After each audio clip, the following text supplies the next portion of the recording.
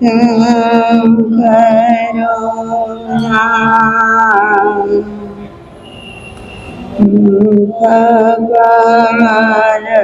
કી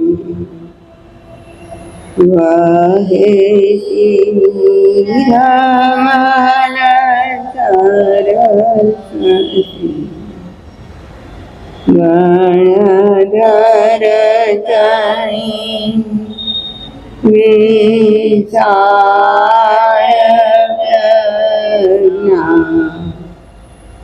સૂત્રરૂપે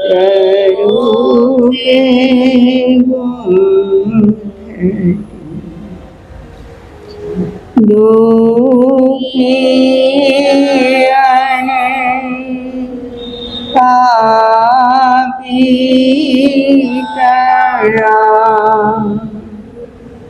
દુઃખ પાપને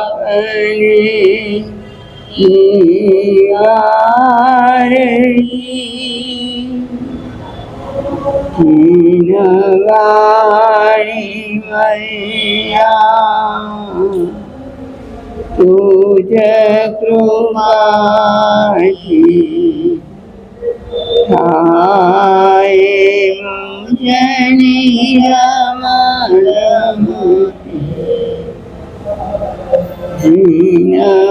વાણી મૈયા તુજ કૃપાથી થાય મુજની રામ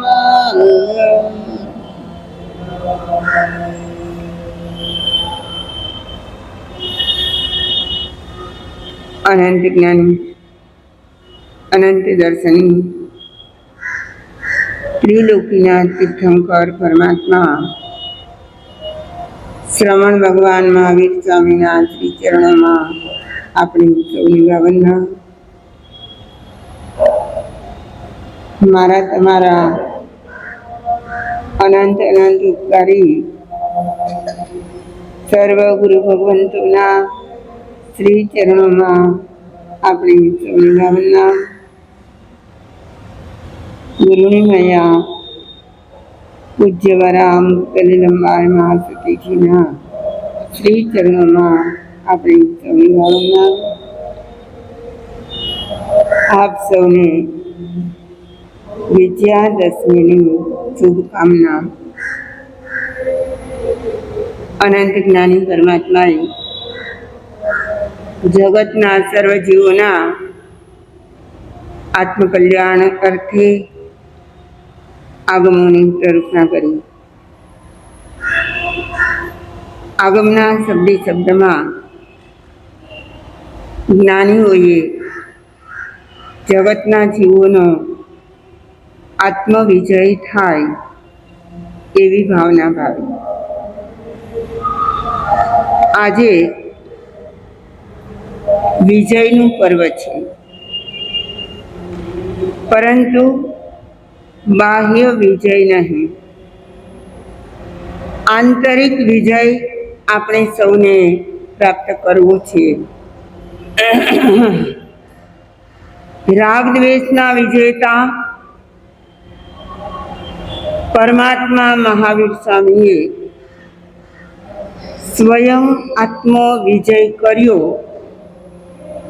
અને જગતના જીવોને પણ એ જ માર્ગ બતાવ્યો.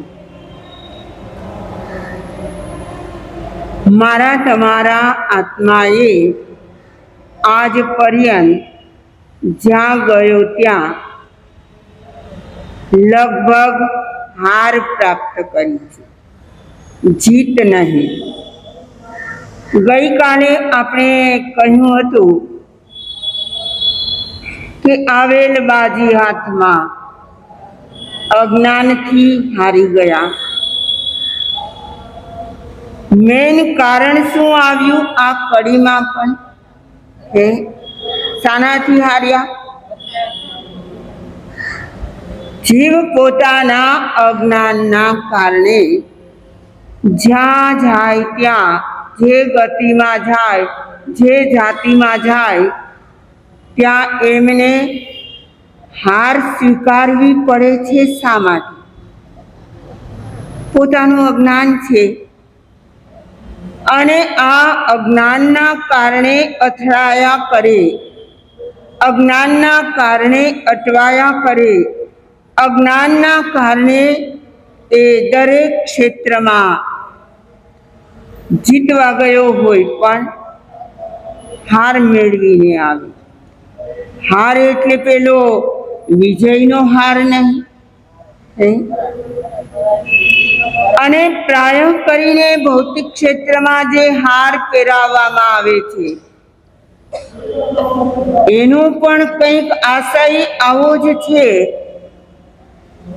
કે ભલે ને તું વરમાળા પહેરે, ભલે ને કોઈ વિજય માળા પહેરે, પણ આખર જગતમાં એ હાર છે એ તને હાર અપાવશે. શું અપાવે? આજે આપણે બધા જ જાણીએ છીએ કે મર્યાદા પુરુષોત્તમ શ્રી રામચંદ્રજીએ કોના પર વિજય મેળવ્યો? રાવણ. બધાને ખબર છે, પૂર્વ કથાઓ બધા જ જાણે છે. પણ મને તો લાગે છે કે રાવણ કરતા પણ દરેક આત્મામાં રહેલા દુર્ગુણો એમનો નાશ કરવા જેવો છે. એ દુર્ગુણોને હરાવવાની જરૂર છે. રાવણ તો પવિત્ર પુરુષ હતા. ત્રિષષ્ટિ સલાકા પુરુષ ચરિત્રમાં રાવણ પ્રતિ વાસુદેવ અરે વિદ્યા સાધક અને પર નારી પર એમણે ક્યારેય સામાની ઈચ્છા વિરુદ્ધ કંઈ પણ પગલું ભર્યું નથી. આવા રાવણને આપણે હરાવવા કરતા અંદરમાં પડેલા આપણા જ રાવણોને આપણે હરાવવા છે. કેટલા રાવણ હશે? એને તો 10 જ મસ્તક હતા. આપણી અંદર રહેલા 10 ને બદલે કેટલા? એટલા રાવણોને આપણે હરાવવાના છે. એના પર વિજય મેળવવાનો છે, આત્મ વિજય કરવાનો છે. અને એ રાવણને આપણે ઉલટાના ધન્યવાદ આપીએ એટલા ઓછા છે.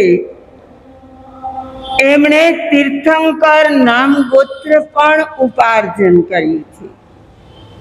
ઉપરાંતમાં રાવણ જ્યારે તીર્થંકર થશે ત્યારે સીતાજી એમના ગણધર થવાના છે. જો તો ખરા આ કુદરતની કરામત કેવી છે કે એમના બંનેના ભાવો કેવા હશે. એક તીર્થંકર થશે તો બીજા ગણધર થશે. આવા ઉત્તમ પુરુષોને યાદ કરવાનો આજનો અવસર છે. આપણા આચાર્ય શ્રી રત્નાકર સુરી પણ આવી જ વાત કરી રહ્યા છે આત્મ વિજય માટેની,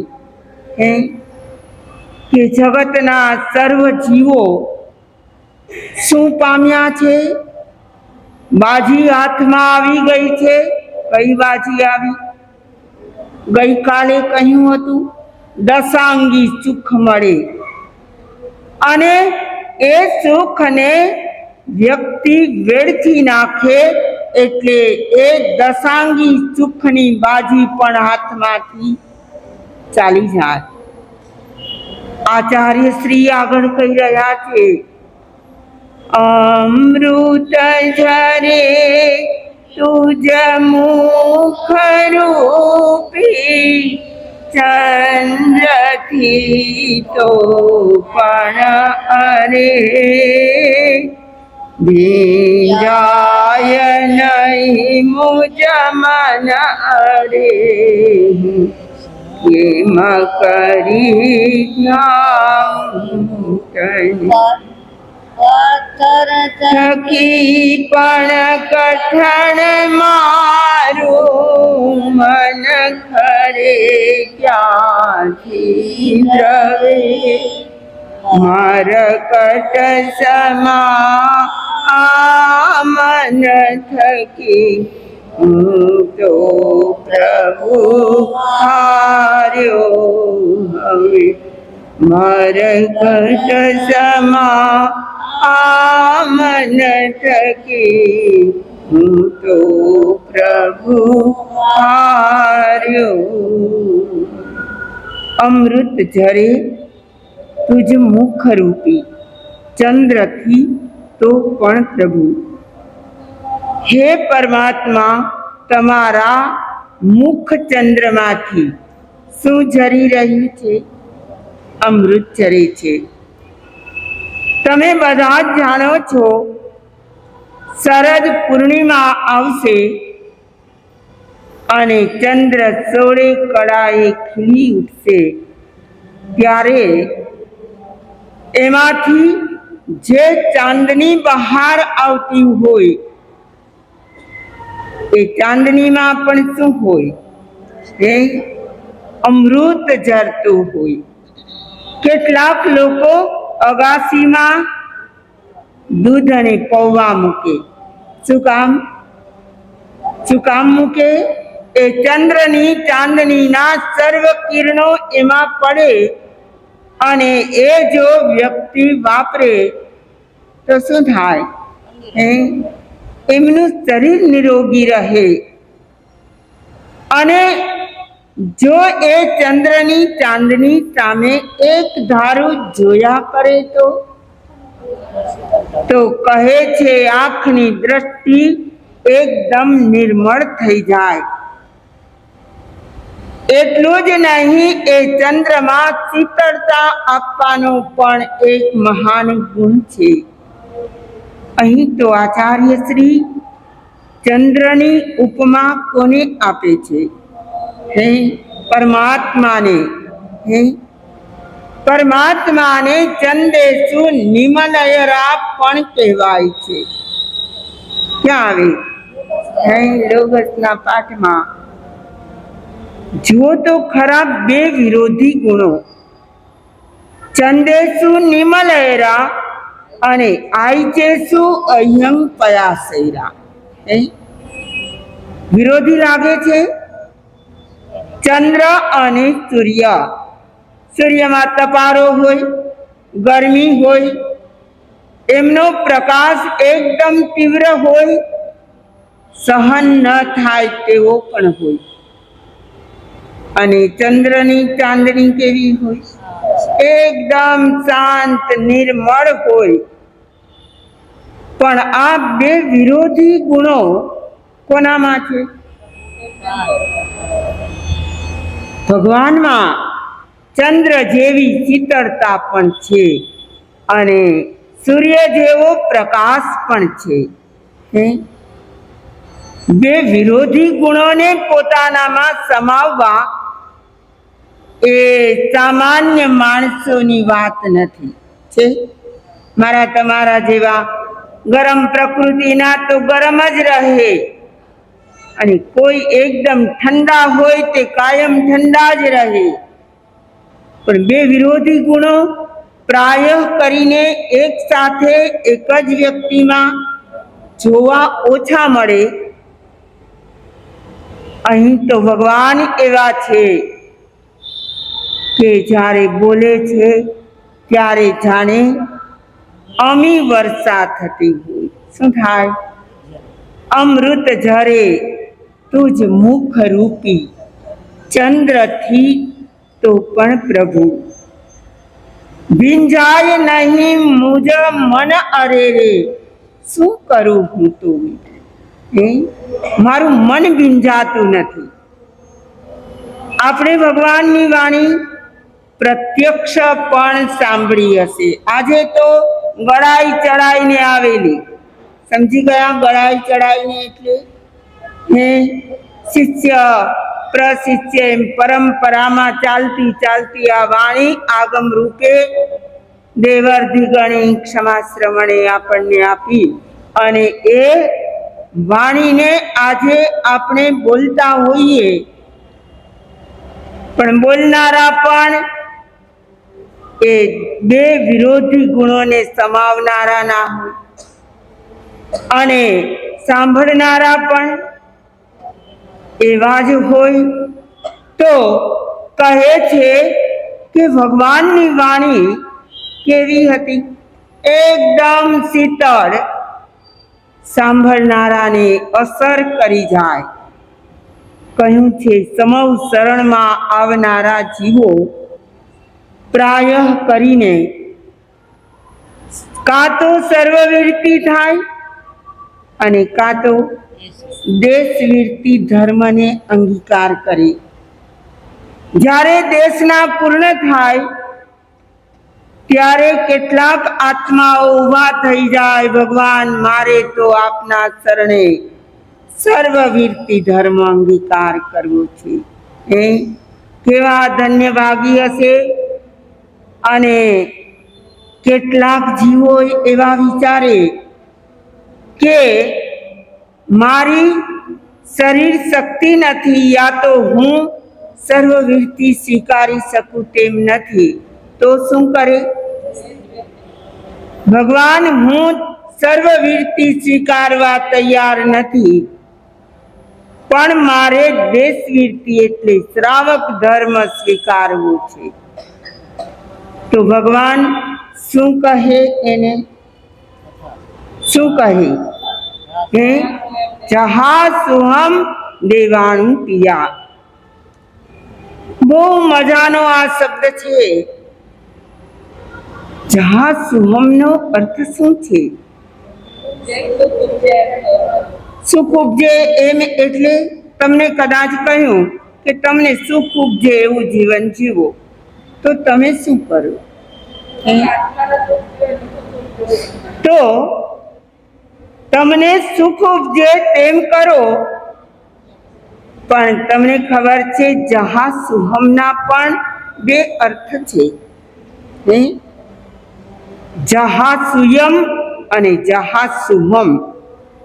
આ તો અર્ધમાગધી ભાષા છે અને સંસ્કૃતમાં એના આ બે અર્થો થાય છે. જહા સુહમ એટલે તમને સુખ ઉપજે તેમ કરો, અને બીજું શું કરે? જહા સુયમ, તારી વિચાર શક્તિ, તારું જ્ઞાન, તારી સમજણ તને જે પ્રમાણે લઈ જાય ત્યાં જા.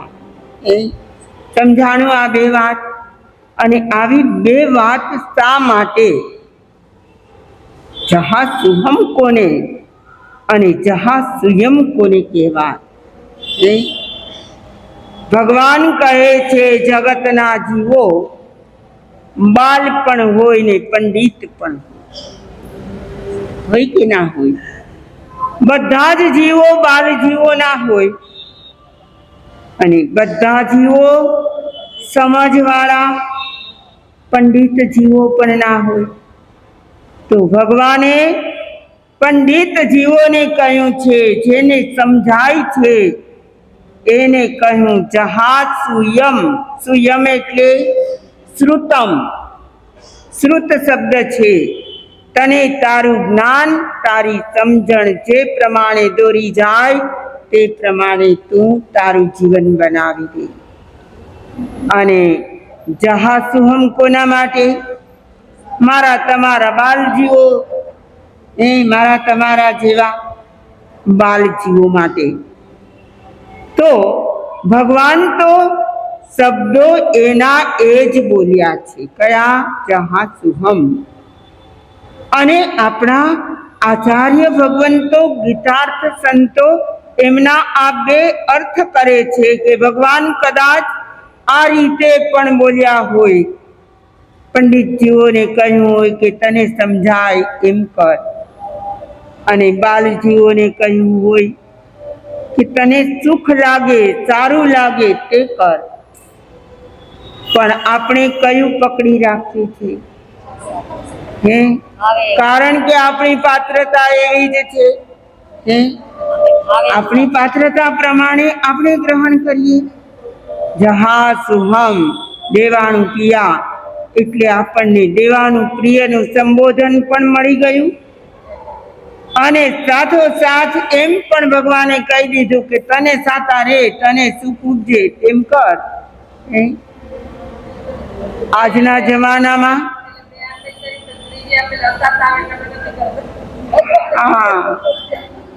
આજના જમાનામાં તમારે તમારા જીવન વ્યવહારમાં, ગ્રહ સંસારમાં તમારાથી નાના હોય, તમારા જ અંડરમાં જીવનારા હોય એવા બધાને પણ તમારે શું કહેવું પડે છે?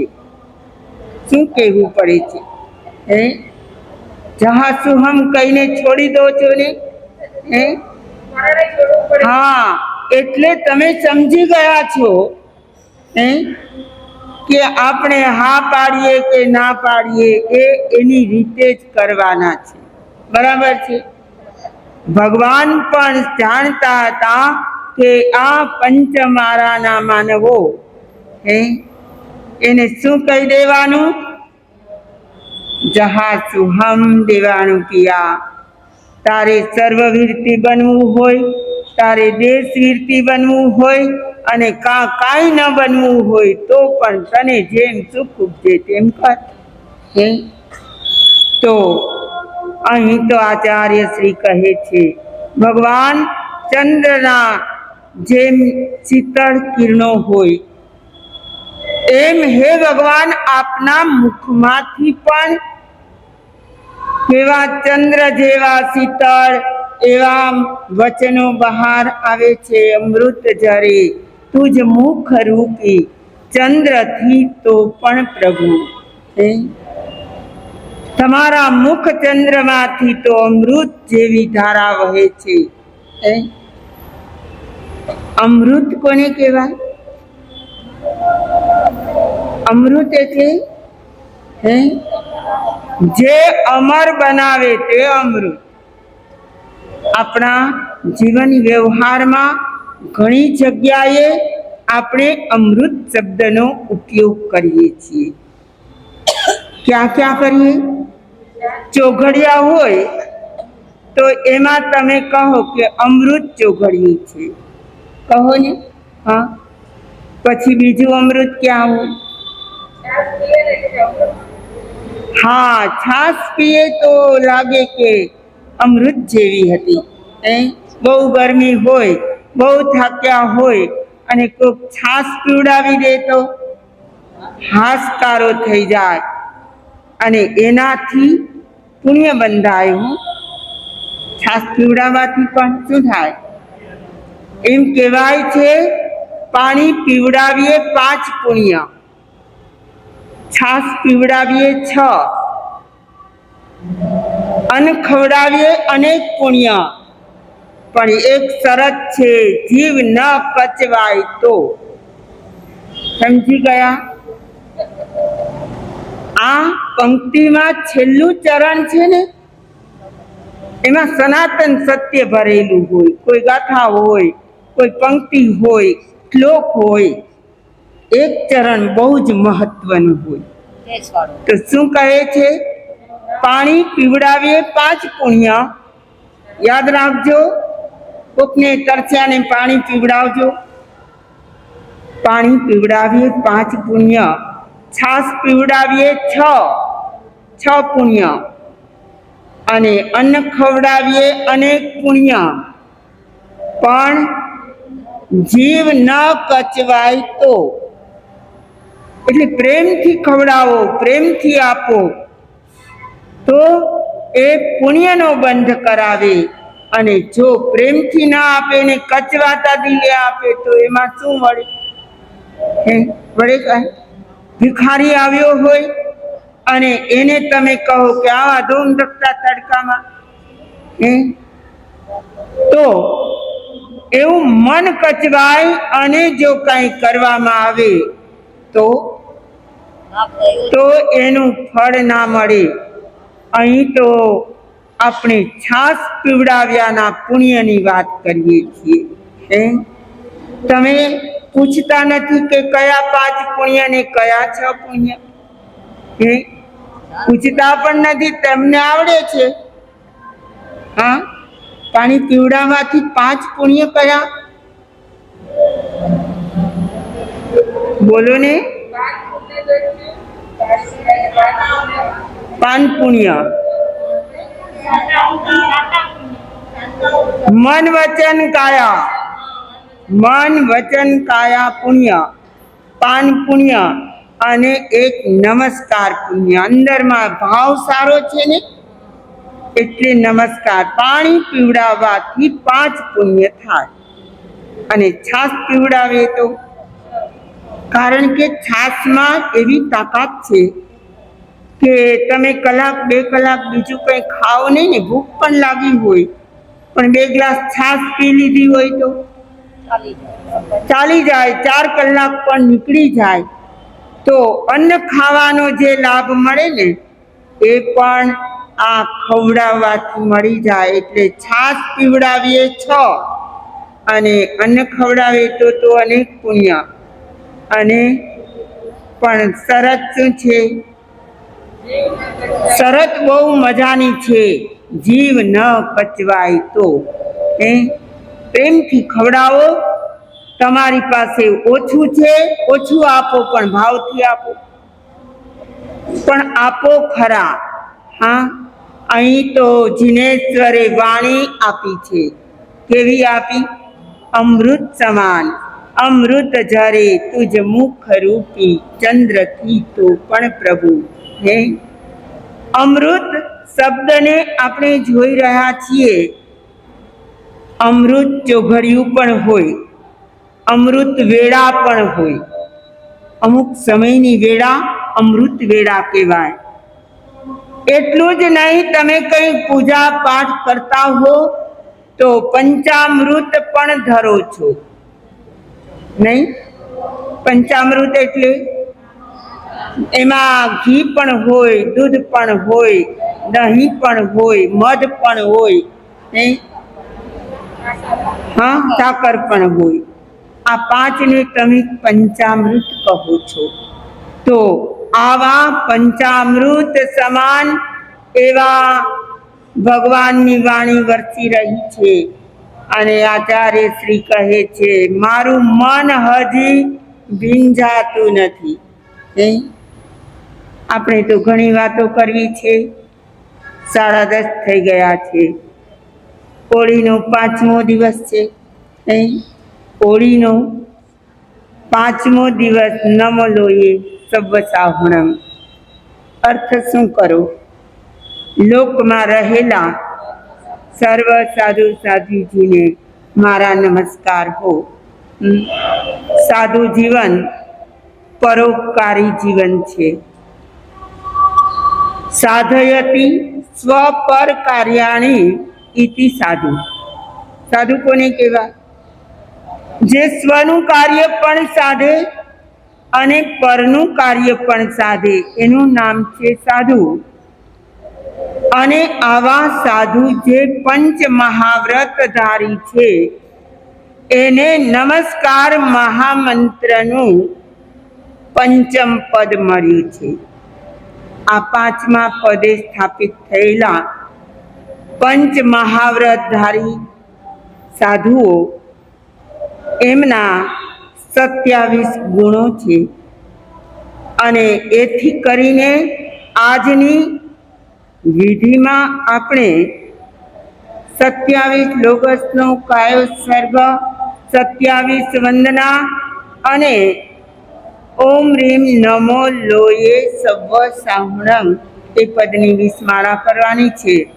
તો આજના આ મંગલકારી હોળીના 5મા દિવસે જે સાધુ ભગવંતને આપણે અણગાર કહીએ છીએ, જેને શ્રમણ કહીએ છીએ, જેમને ભિક્ષુ પણ કહીએ છીએ, અનેક નામો છે.